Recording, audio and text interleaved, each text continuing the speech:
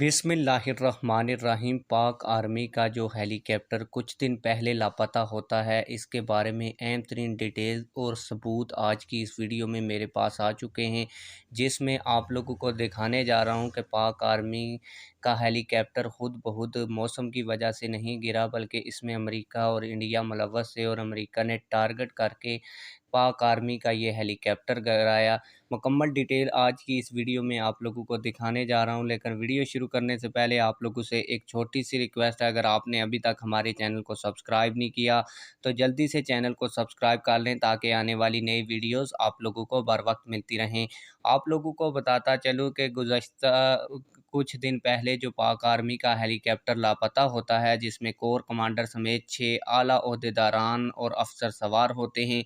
US embassy यानी कि America की एम्बेसी जो पाकिस्तान में है, इसके ट्विटर हैंडल से ट्वीट होता है कि अमेरिकी ड्रोन ने गलती से पाक आर्मी के हेलीकॉप्टर को लसपेला के मकाम पर निशाना बनाया।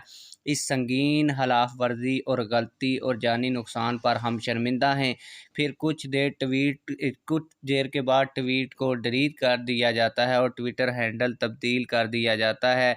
ये ट्वीट अभी तक मुतनाज़ा है, जिसके गलत या दुरुस्त होने की तस्दीक नहीं हो सकी, और ना ही रियासत पाकिस्तान और ना ही DGISPR ने इसके मुतल्लिक़ अभी तक इसके गलत या सही होने के मुतल्लिक़ कुछ दावा किया है।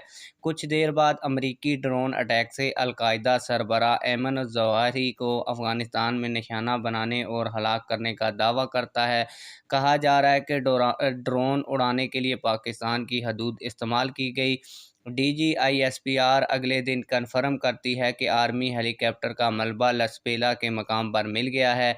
मिलिट्री ग्रेड हेलीकॉप्टर की डिज़ाइनिंग इस तरह से की जाती है कि वो बुरे से बुरे मौसमी हालात में नहीं गिर सकता, अलबत्ता पहाड़ से टक्कर कर या नीचे से निशाना मारकर गिराया जा सकता है, और हेलीकॉप्टर में वेदर फोरकास्ट और अहलियत भी होती है।